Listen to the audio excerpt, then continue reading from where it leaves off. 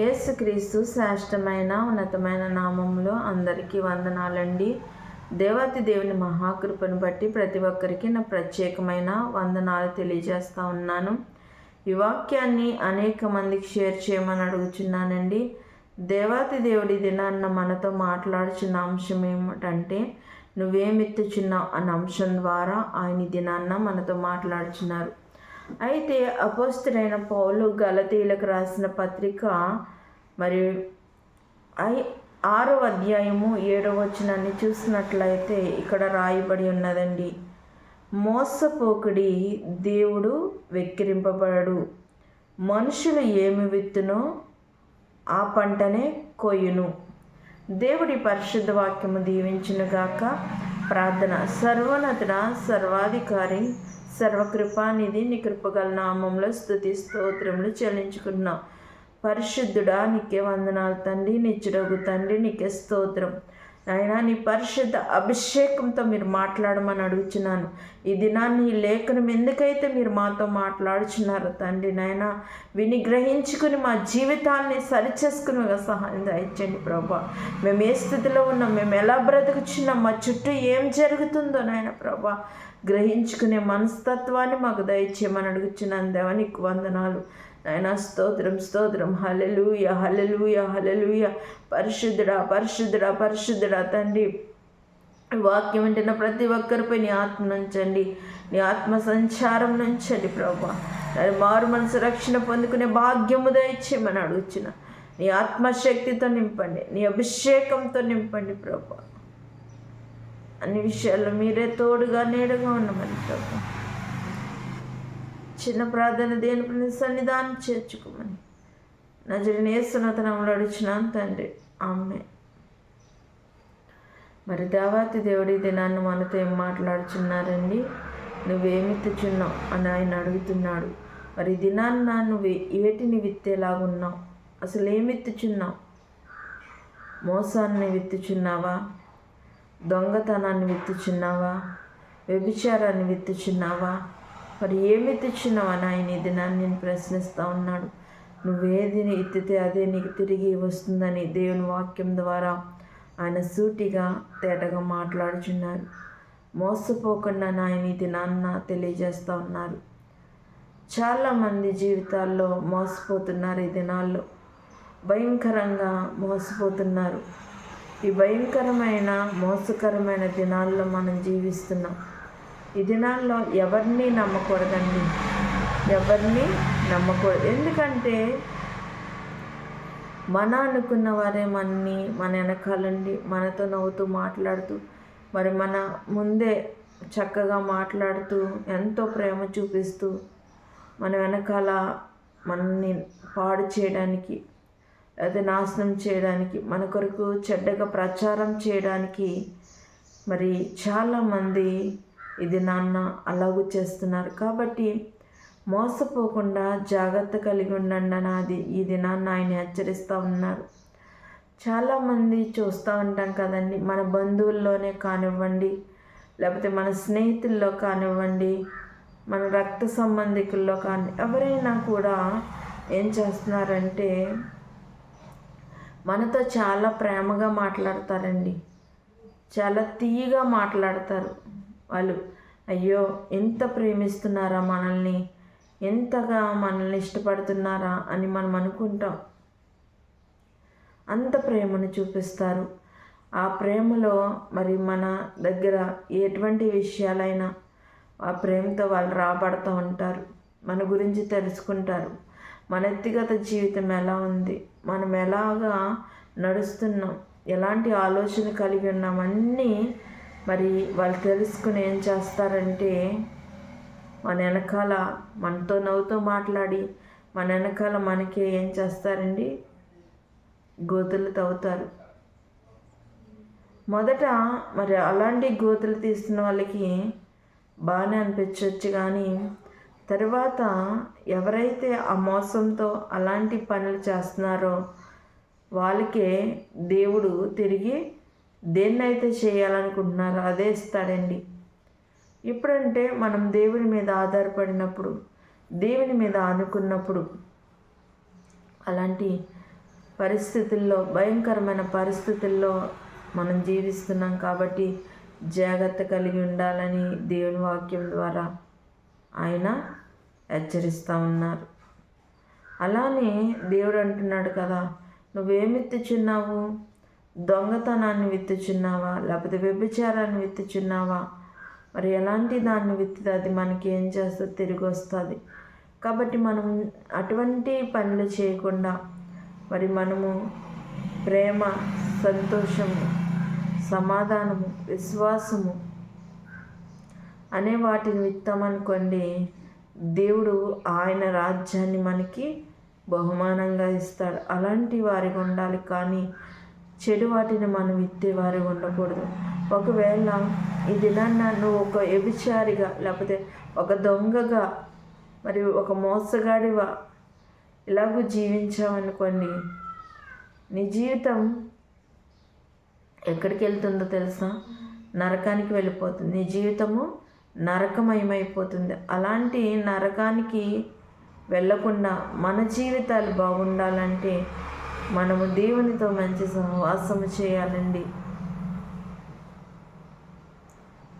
ఈ యొక్క పాపం మనల్ని ఎక్కడికి నడిపిస్తుందంటే మరణానికి తీసుకుపోతుంది, మరణపు అంచుల్లోనికి తీసుకువెళ్ళిపోతుంది.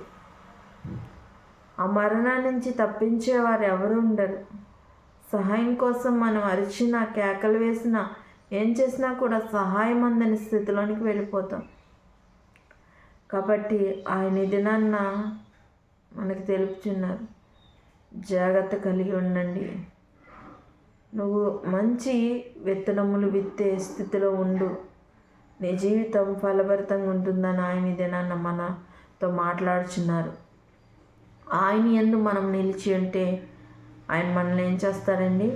బహుగా ఫలింపచేస్తారు. ఆయనకి వేరేగా ఉండి మనం ఏమీ చేయలేమని దేవుని వాక్యం సెలవిస్తుంది. చాలామంది దినాల్లో యవన బిడ్డలు మరి వాళ్ళ జీవితాలు పాడు చేసుకుంటున్నారు, మోసపోతూ ఉంటున్నారు. ఏ విధంగా అంటే మరి ప్రేమ విషయాల్లో చాలామంది మోసపోతూ ఉంటున్నారు. వివాహానికి ముందే వాళ్ళు మరి ఆ యొక్క ప్రేమ అనే ఉచ్చులో పడిపోయి, ఆ మాయలో పడిపోయి, వివాహం కాకముందే మరి పాపంలో దిగజారిపోతూ ఉన్నారు. అలాంటి భయంకరమైన పాపంలో చేరిపోయిన తర్వాత మరి వాళ్ళని పెళ్లి చేసుకోమన్నప్పుడు, లేకపోతే వాళ్ళని మరి కుటుంబ సభ్యులను ఒప్పించి వివాహం చేసుకోవాలనుకునే సందర్భంలో వాళ్ళ జీవితాల్లో నువ్వెవరో తెలియదని వాళ్ళు మోసం చేసి వాళ్ళ జీవితాలు పాడు చేస్తున్నారు. ఎంతోమంది ఉన్నారండి అలాంటి వారు. కాబట్టి యవన బిడ్డలు మరి మీ స్కూల్కి వెళ్ళినప్పుడు, కాలేజీలకు వెళ్ళినప్పుడు చాలా జాగ్రత్తగా వెళ్ళి మీ తల్లిదండ్రులకి లోబడి తల్లిదండ్రులు సన్మానించే రీతిగా మనం జీవించినట్లయితే తల్లిదండ్రులు మనకు మంచి మార్గం చూపిస్తారండి. ఏ తల్లిదండ్రులైనా బిడ్డలు నాశనమైపోవాలని కోరుకోరు. ఏ తల్లిదండ్రులైనా మరి బిడ్డలు బాగుండాలని, వాళ్ళు ఒక ఉన్నతమైన స్థితిలో ఉండాలి, వాళ్ళకి మంచి భర్త రావాలి, లేకపోతే మంచి భార్య రావాలి నా కొడుక్కి అనుకుని ఆశపడుతూ ఉంటారు. వాళ్ళ కొరకు మరి అన్ని మంచి అలవాట్లు ఉన్న వాళ్ళని వెతుకుతూ ఉంటారు. అలాంటి తల్లిదండ్రులు మనకి ఏం చేసినా మంచి చేస్తారు. కాబట్టి అలాంటి తల్లిదండ్రులకు లోబడి జీవించాలని దినాన్న ఆయన తెలియజేస్తూ ఉన్నాడు. అంతేకాని మరి ఎవరో చెప్పిన మాయ మాటల వల్ల, ఎవరో చెప్పిన మరి ఈ లోకపు మాటల వల్ల మరి నువ్వు వాటికి లోనైపోయి నీ జీవితాన్ని పాడు చేసుకుంటే నీ జీవితం ఒక ప్రశ్నగా మిగిలిపోతుంది. నిన్ను విడిచిపెట్టిన వాళ్ళు హ్యాపీగానే ఉంటారు, సంతోషంగానే ఉంటారు. నువ్వు సమస్తము నష్టపోయి నాకెందుకు ఈ జీవితం అనుకునే పరిస్థితుల్లోనికి వెళ్ళిపోతున్నావు. కాబట్టి జాగ్రత్తగా ఉండాలని దినాన్ని ఆయన మనల్ని హెచ్చరిస్తూ ఉన్నారు. ఈ లోకంలో ఏది శాశ్వతం కాదండి. శాశ్వతమైనది దేవుడు, దేవుని ప్రేమే. దానికోసం మనము ఎదురు చూడాలి కానీ ఈ లోక ప్రేమల వైపు కాదు. ఈ లోకము ఒక మోసము, ఈ లోకము ఒక మాయ లాంటి జీవితం అండి. ఆ యొక్క మాయలోని మనం చిక్కుకున్నామా, ఆ యొక్క మాయలో నుంచి మనం బయటికి రావడానికి చాలా కష్టము, చాలా సమయం పడుతుంది. కాబట్టి మనం ఏం చేయాలంటే మరి లోకం అనే మాయలోనికి, మోసంలోనికి వెళ్ళిపోకుండా మన యొక్క జీవితాలని సరి చేసుకోవాలండి. ఎవరి మాటలు మనము నమ్మకూడదు. ఎవరైనా సరే మన ఇంటికి వచ్చారు, మన బంధువులైనా స్నేహితులు ఎవరైనా, మనము ఎంతవరకు వాళ్ళతో మాట్లాడాలి, ఎంతవరకు వాళ్ళకి ఏం చెప్పాలి, వాటిని మాత్రమే మనం చెప్పుకోవాలి. అంతేకాని మన ఇంటిలో ఉన్న ప్రతి విషయాన్ని వాళ్ళకి చెప్పినట్లయితే వాళ్ళు మన మాటలన్నీ విని మన వెనకాల అనేకమైన గోతులు తీసి మనకి నష్టాన్ని కలిగించాలని చూస్తారు, నష్టం కలిగిస్తారు. కానీ దేవుడు వారిని విడిచిపెట్టడండి. వాళ్ళు ఏదైతే ఏ విధంగా అయితే మన యొక్క జీవితాల్లో చేస్తారో అవి జరుగుతాయి. వాళ్ళకి అలా జరిగినప్పటికీ కూడా వాళ్ళు గ్రహించుకోరు. ఎంతోమంది జీవితాలను పాడు చేస్తారు. కాబట్టి వాళ్ళ జీవితాలను ఏం చేస్తారు, దేవుడు ఏదో రూపంలో చూపిస్తాడు, కానీ గ్రహించుకునే మనసు వాళ్ళకు ఉండదు.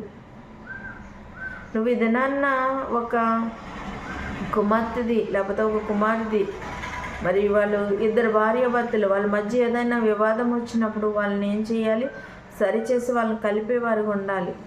వాళ్ళని విడగొడతాకు ప్రయత్నించి మరి వాళ్ళ దగ్గర వాళ్ళ మాట, మన దగ్గర మన మాట ఆడి ఇద్దరి మధ్య కలహాలు రేపించి విడిపోవడానికి నువ్వు దారి తీసావనుకో, రేపటి దినాన్న నీ కుమార్తె విషయంలో, నీ కుమారుల విషయంలో అలాంటివే జరుగుతాయి. కాబట్టి మరి ఎవరి జీవితాల్లోనికి తొంగి చూడకుండా మొదట దేవుడు చెప్తున్నాడు కదా, నీ కంటిలో ఉన్న నలుసును తీసుకుని ఎదుటి కంటిలో ఉన్న మరి నలుసును చూపించంటాడు కదండి.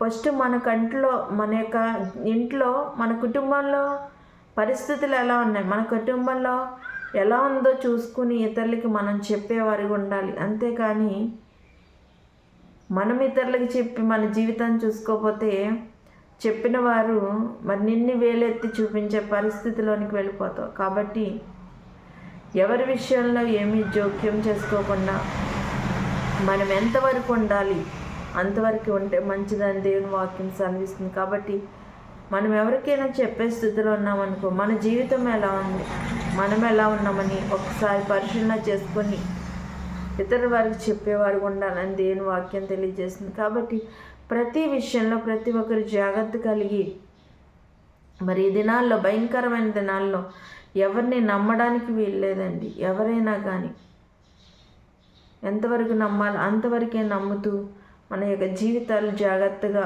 చూసుకోవడానికి, జాగ్రత్త కలిగి జీవించడానికి పరిశుద్ధాత్మక వాక్యం ప్రతి ఒక్కరి జీవితాల్లో ఫలింపజేయనుగాక. ఆమేన్.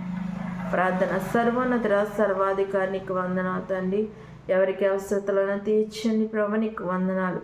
మీరు మాట్లాడిన ప్రతి లేఖనాన్ని బట్టి వందనాలు ప్రభు. మేము ఏమిత్తుదాం అది మాకు తిరిగి వస్తుందని వాక్యం సెలవిస్తుంది ప్రభా. మేము చెడుని విత్తామంటే ఆ చెడే మాకు వస్తుంది ప్రభా. నైనా మేము మరి వ్యభిచార విషయంలో ఎవరినైనా ప్రోత్సహించామంటే అది మా జీవితాల్లో మళ్ళీ మాకు తిరిగి వస్తుందని ప్రతి దాని విషయంలో మీరు మాట్లాడి ఉన్నారు ప్రభా. ఒక చెట్టు వేసినప్పుడు తండ్రి మేము ఏ చెట్టు వేస్తే దాని ఫలంలో వస్తాయి ప్రభా. వేరే ఫలంలో వస్తే నాయన అది విచిత్రంగా అనిపిస్తుంది నాయన. అలానే మేము మంచి విత్తనాలు విత్తితే మంచిగా వస్తుంది ప్రభా, చెడుని విత్తితే చెడే వస్తుంది. కాబట్టి మేము మంచి విత్తనాలు విత్తి మా జీవితాలను సరిచేసుకునేటట్లుగా ఉండడానికి కృప చూపించమని ఒక చిన్న ప్రార్థన ఏర్పడిన సన్నిధానం చేర్చుకుని అసలు యేసు నామములో అడుగుచున్నాను తండ్రి. ఆమేన్. అందరికీ వందనాలు.